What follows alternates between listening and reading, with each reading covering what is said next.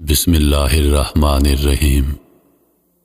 पाक परवरदिगार के बाबरकत नाम से शुरू करता हूँ जो दिलों के राज खूब जानता है। दिल से निकली हुई बेशुमार दुआएं आपकी खैरियत की तलबगार हैं। दुआ है कि आप सदा खुश रहें, खुशहाल और सेहतयाब रहें और हमेशा अल्लाह तबारक व तआला की पनाह में रहें। आमीन या रब्बुल आलमीन। नाज़रीन अगरामी, आज का हमारा वाक़या एक कफन चोर का अजीब किस्सा। एक दिल दहला देने वाला वाक़या जब एक कफन चोर ने एक काजी का कफन चुरा लिया। कफन चोरी अब भी चंद बेज़मीर लोगों का पेशा होने लगा है। ये अमर कदीम तारीख रखता है और इससे जुड़े अफराद के साथ हुए होलनाक वाक़यात रहती दुनिया तक के लिए इबरत का बायस बने रहते हैं। आज का हमारा वाक़या नहायत अजीब और दिल सोज है। अबू इसहाक इब्राहिम रहमतुल्लाह अलैह फरमाते हैं, एक बार एक अंधा फकीर था, मगर हैरत की बात यह थी कि वह हर वक्त अपनी आंखें छुपाए रखता और वह जा बजा भीख मांगा करता था। भिखारी तो कई होते हैं, लेकिन उस भिखारी का सवाल करने का अंदाज कुछ अलग ही था। वो सदा लगाकर लोगों से कहता, जो मुझे भीख में कुछ देगा मैं उसको एक अजीब बात सुनाऊंगा, और जो मुझे कुछ ज्यादा देगा मैं उसे एक अजीब चीज दिखाऊंगा। उस अजीब फकीर का इस अजीब अंदाज से सदा लगाना काफी मकबूल होता जा रहा था, लेकिन मेरा अभी तक उससे सामना ना हुआ था। एक रोज मेरा गुजर बाजार से हो रहा था कि मैंने एक सदा सुनी। कहने वाला कह रहा था, मैं एक अंधा फकीर हूं, जो मुझे कुछ देगा मैं उसे एक अजीब चीज सुनाऊंगा, और जो मुझे कुछ ज्यादा देगा मैं उसे कुछ अजीब चीज दिखाऊंगा। मैं ये सुनकर आवाज का ताकुब करने लगा। इतने में मेरी नजर एक बूढ़े शख्स पर पड़ी, जो हाथ फैलाए कुछ मिलने का मुंतजिर था। एक राहगीर रुक गया और उसने उस भिखारी के हाथ में चंद सिक्के रख दिए, जो कि मामूल से कुछ ज्यादा थे। मैं ये देखकर जल्दी जल्दी उस जानिब गया कि अब ये फकीर उसे अजीब क्या सुनाए और क्या दिखाएगा। सिक्के हाथ में लेकर फकीर ने उस शख्स से कहा, मैं तुम्हें एक अजीब चीज दिखाता हूं। ये कहते ही उस अंधे फकीर ने अपनी आंखों पर से पर्दा हटा दिया। मैं ये मंजर देखकर हैरान रह गया। उसकी आंखें बिल्कुल नहीं थीं, बल्कि आंखों की जगह सुराख थे, जिनमें से आर पार साफ दिखाई दे रहा था।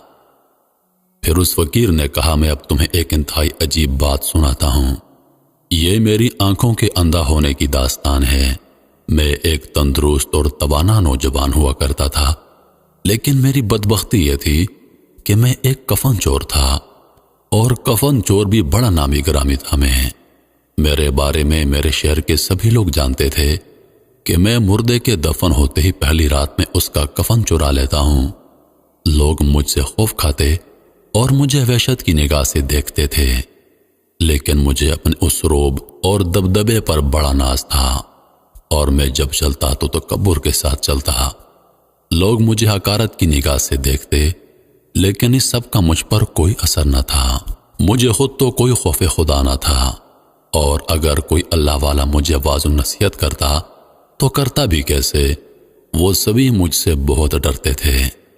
उसकी एक बड़ी वजह यह थी कि वैसे तो आम इंसान दिन दहाड़े कब्रिस्तान जाते हुए लरसता है, और मैं रात में जाता, और वो भी एक ताज़ा दफन हुए मुर्दे की कब्र में गुजरने वाली पहली रात में, जबकि मामला हिसाब किताब का होता है।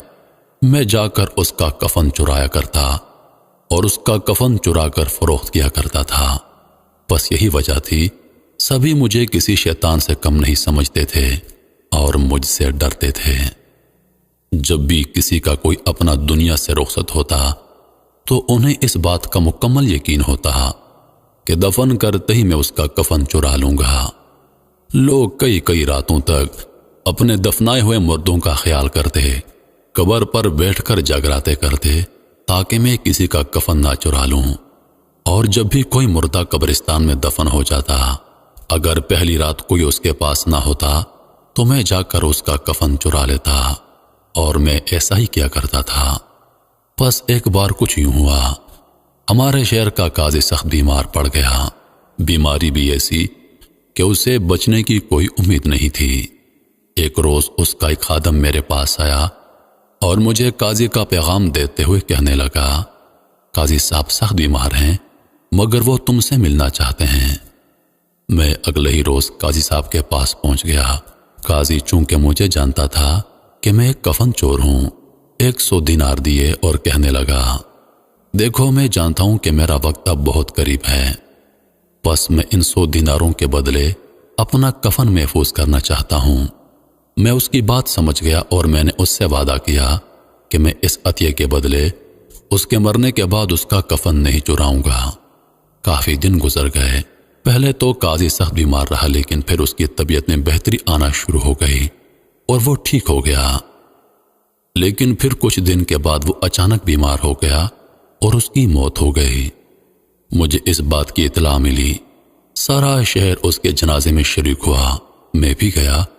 مجھے اس کا کفن چورانے کا خیال آیا، مگر دل میں سوچا کہ نہیں، میں نے اس سے کچھ وعدہ کیا تھا اور پھر اس نے مجھے معاوضہ بھی دے دیا تھا۔ لیکن پھر دماغ پر شیطان غالب آ گیا اور میں نے پھر سوچا کہ وہ تو اس وقت کا عطیہ تھا جب وہ پہلے بیمار ہوا اور اس بار تو وہ ٹھیک ہو گیا تھا، اب وہ دوبارہ بیمار ہوا تھا اور اس کی قیمت تو مجھے نہیں دی گئی۔ بس میں نے اس کا بھی کفن چرانے کا پختہ ارادہ کر لیا۔ میں رات ہونے کا انتظار کرنے لگا۔ رات کا 3 پہر تھا۔ میں دبے قدموں کے ساتھ قبرستان پہنچا اور قاضی کی قبر کشائی کرنے لگا۔ جلدی ہی میں نے مٹی ہٹا لی اور اب مجھے سلیبیں اٹھانا تھیں، بس میں نے اس کی قبر کھود ڈالی۔ جو ہی میں نے قبر کھولی، قبر میں عذاب کے آثار ظاہر تھے۔ میں نے ایسا اس سے پہلے کبھی نہیں دیکھا تھا، اور وہ قاضی اپنی قبر میں بیٹھا ہوا تھا اور اس کے بال بکھرے ہوئے تھے اور اس کی آنکھیں آگ کے انگاروں کی طرح سرخ ہو رہی تھیں۔ ابھی میں یہ منظر دیکھ رہا تھا کہ اچانک مجھے اپنے گھٹنوں میں درد کی شدت کی لہر محسوس ہوئی اور اگلے ہی لمحے میری آنکھوں میں انگلیوں جیسی کوئی تیز چیز پیوست ہوتی ہوئی محسوس ہوئی، حتیٰ کہ وہ میری آنکھوں کے آر پار ہو گئی اور میں اسی وقت اندھا ہو گیا۔ پھر کسی نے مجھ سے کہا، اے خدا کے دشمن، اللہ کے رازوں پر سے کیوں پردہ اٹھانا چاہتا ہے؟ بس یہ میری سرکشی کا عبرتناک انجام تھا کہ میں اندھا ہو گیا۔ اب میں یہ صدا اسی لیے لگاتا ہوں تاکہ جو کوئی مجھے بھیک دے میں اسے اپنی داستان سنا کر عبرت دے سکوں، کیونکہ شیطان کب کس پر کب غالب آ جائے، کب شیطان کس کو گمراہ کر لے، یہ کوئی نہیں جانتا۔ بس اللہ نے مجھے میرے ہی جیسوں کے لیے عبرت کا نشان بنا کر رہتی دنیا تک کے لیے مثال بنا دیا۔